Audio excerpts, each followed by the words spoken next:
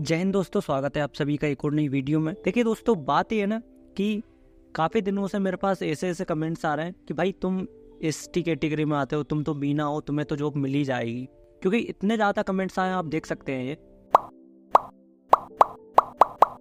अगर इंसान कुछ अच्छी बातें सिखा रहा है ना, तो उसको भी लोग वाग क्रिटिसाइज करते ही करते हैं। देखिए दोस्तों, ये बात शुरू होती है कहाँ से? मेरे नाम से। जैसा कि आपको मालूम होगा, मेरा जो नाम है वो है कृष्णा मीना, ठीक है ना।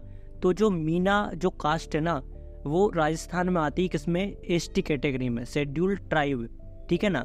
तो लोगों वागों को क्या लगता है कि जो ज़्यादातर मीना है ना, वो राजस्थान में ही रहते हैं, ठीक है ना।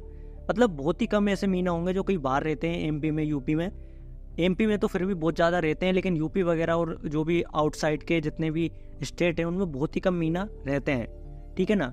तो इस वजह से लोगों के मन में क्या धारणा बन चुकी है कि जो मीना है ना, वो जरूर एसटी कैटेगरी में ही आते हैं और इनका जरूर से रिजर्वेशन है, इसी वजह से ये इतनी सारी जॉब्स ले लेते हैं। देखिए, पहली बात तो यही है कि अधूरा ज्ञान किसी भी चीज़ का बहुत घातक सिद्ध हो सकता है। तो कभी किसी इंसान से कुछ बोलने के पीछे उसका रीज़न पहले समझने की कोशिश किया करो।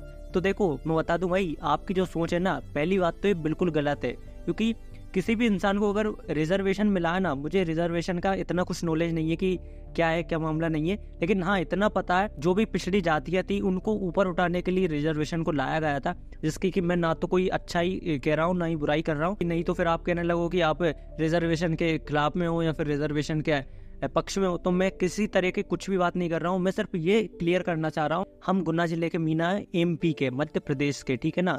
जो कि हम आते हैं ओबीसी में, अदर बैकवर्ड क्लास में। हमारे जिले के अंदर जितने भी जो मीना कास्ट के लोग हैं ना, वो सब ओबीसी के अंदर आते हैं। देखिए, जब ये बात निकली है तो मैं आपको थोड़े अच्छे से ही समझा दूं कि जो एमपी है ना, मध्य प्रदेश, इसके जो अपना विदिशा है और सिरोंज है, इसके जो मीना है ना, वो आते हैं जनरल कैटेगरी में। पहले कुछ सालों पहले ये आते थे एसटी में, लेकिन अब ये सब लोग जो है वो जनरल कैटेगरी में आते हैं, यहाँ के पूरे मीना। इसके अलावा जो एमपी के बाकी 44 जिले हैं ना, जिनमें जितने भी मीना रहते हैं, वो सब आते हैं ओबीसी में। और देखिए, ये बात मैं बिल्कुल मानता हूँ कि जो राजस्थान के जितने भी मीना है ना, वो सब एसटी कैटेगरी में आते हैं, तो उन्हें रिजर्वेशन का फायदा मिलता है। लेकिन दोस्त, आप ये भी समझो, उसके साथ में जो परिस्थितियों के साथ में वो गुजरे हैं ना, उस दौर से अगर आप गुजरे होते ना, तो गुजर जाते। अब देखिए, बात रही रिजर्वेशन की, तो रिजर्वेशन का तो ऐसा है कि देखो, ना तो हमने बनाया ना तुमने बनाया, तो इस पर बहसबाजी करने से तो कोई हमें कुछ मिलने वाला नहीं है। और दोस्तों, रही बात मीना की, तो अब ऐसा तो है नहीं कि मैं ओबीसी वाला मीना हूँ तो मैं अपने नेम के आगे लगा लूँ मीना ओबीसी, ठीक है ना। तो ऐसा तो पॉसिबल नहीं है। और मैं किसी भी मीना को एसटी वाला हो, ओबीसी वाला हो या फिर जनरल वाला हो, किसी को भी अलग नजरिए से बिल्कुल नहीं देखता हूँ। हम सब भाई हैं और हम सब एक मीना है। आप अपनी स्टडी पे टाइम दो, ना कि किसी दूसरे इंसान को क्रिटिसाइज करने में कि वो तो एसटी कैटेगरी का था इसलिए उसने जॉब ले ली, ठीक है ना।